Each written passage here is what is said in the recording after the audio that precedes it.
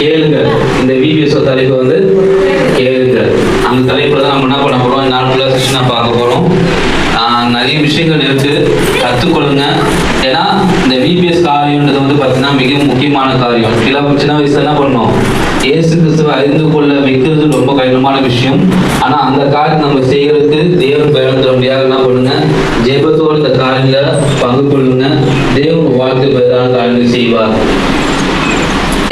எல்லாம் சந்தோஷமா இருக்கீங்களா?